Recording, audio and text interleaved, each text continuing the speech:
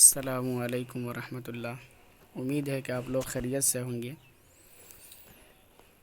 آج کا یہ تیسرا ویڈیو ہے اردو گرامر سے متعلق۔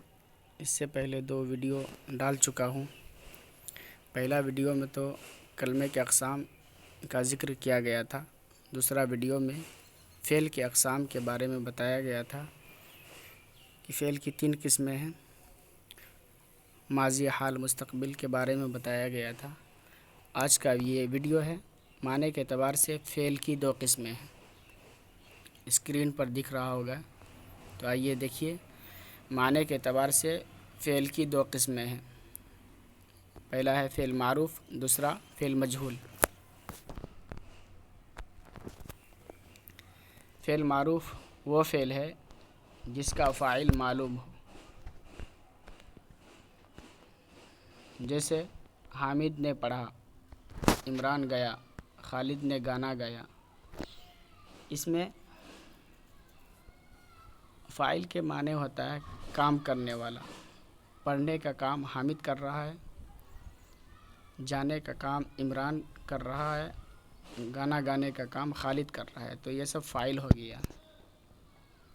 اسی کو کہتے ہیں فعل معروف۔ فعل مجہول وہ فعل ہے جس کا مفعول معلوم ہو لیکن فاعل کا پتہ نہیں، جیسے خط لکھا گیا، سبق پڑھا گیا، دیکھا گیا۔ اس میں خط لکھنے والا کون ہے کسی کا پتہ نہیں، سبق پڑھا گیا، کون پڑھا سبق کسی کا پتہ نہیں، دیکھا گیا، کیا دیکھا گیا، کون دیکھنے والا ہے کچھ پتہ نہیں، فاعل کا پتہ نہیں، یعنی کام کرنے والا کا پتہ نہیں، تو اسے فعل مجہول کہتے ہیں۔ اور فعل ماضی کا اقسام پڑھتے ہیں۔ فعل ماضی کے 6 قسمیں ہیں۔ پہلا فعل ماضی مطلق، دوسرا فعل ماضی قریب، تیسرا فعل ماضی بعید، چوتھا فعل ماضی استمراری یا فعل ماضی ناتمام۔ اس کا 2 نام ہے۔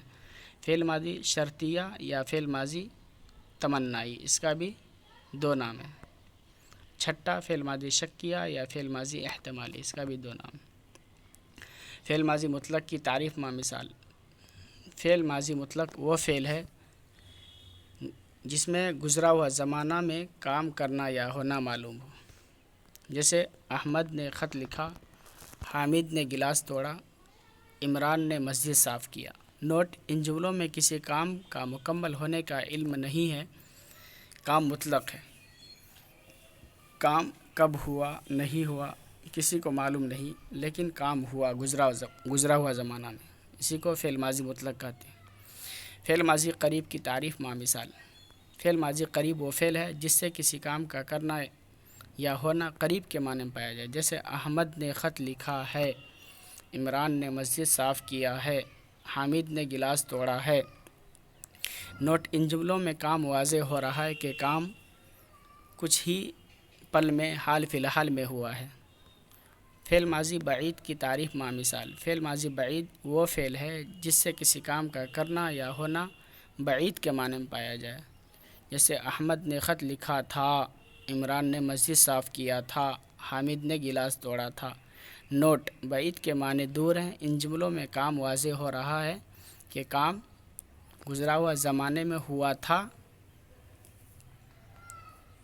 فعل ماضی استمراری یا فعل ماضی ناتمام کی تعریف ما مثال۔ فعل ماضی استمراری یا ناتمام وہ فعل ہے جس سے کسی کام کا گزشتہ زمانے میں لگاتار بار بار کنٹینیو جاری ہونا پایا جائے، جیسے حامد غریب کی مدد کرتا تھا، عمران میرے گھر آیا کرتا تھا، فاطمہ روزانہ تلاوت کرتی تھی۔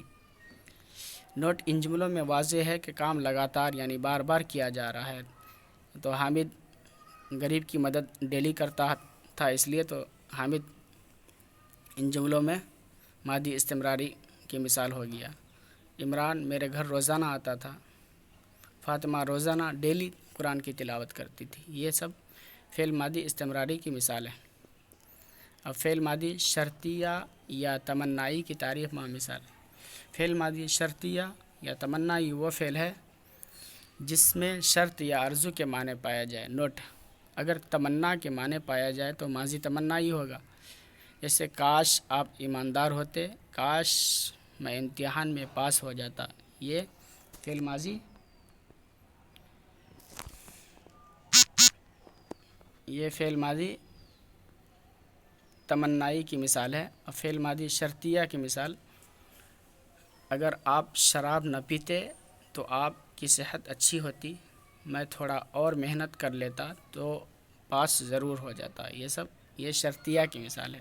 تمنائی کی مثال پہلے ہی بتا دیا، کاش آپ ایماندار ہوتے، کاش میں امتحان میں پاس ہو جاتا، کاش آپ جھوٹ نہیں بولتے، جس میں کاش پایا جائے یہ ماضی تمنا کے معنی میں پایا جائے۔ ماضی شکیہ یا احتمالی کی مع مثال، ماضی شکیہ یا احتمالی وہ فعل ہے جس سے کسی کام کا کرنے یا ہونے میں شک شبہ پایا جائے، جیسے حامد پڑھا ہوگا، خالد نے مارا ہوگا، امجد موبائل توڑا ہوگا۔ اس میں شک پایا جا رہا ہے۔ حامد پڑھا ہوگا، پڑھا بھی ہوگا نہیں بھی ہوگا، ہو سکتا ہے پڑھا ہی ہوگا یا نہیں بھی پڑھا ہوگا۔ خالد نے مارا ہوگا، پتہ نہیں خالد مارا کہ نہیں مارا۔ امجد موبائل توڑا ہوگا، پتہ نہیں ہاں امجد موبائل توڑا ہے کہ یا نہیں توڑا ہے۔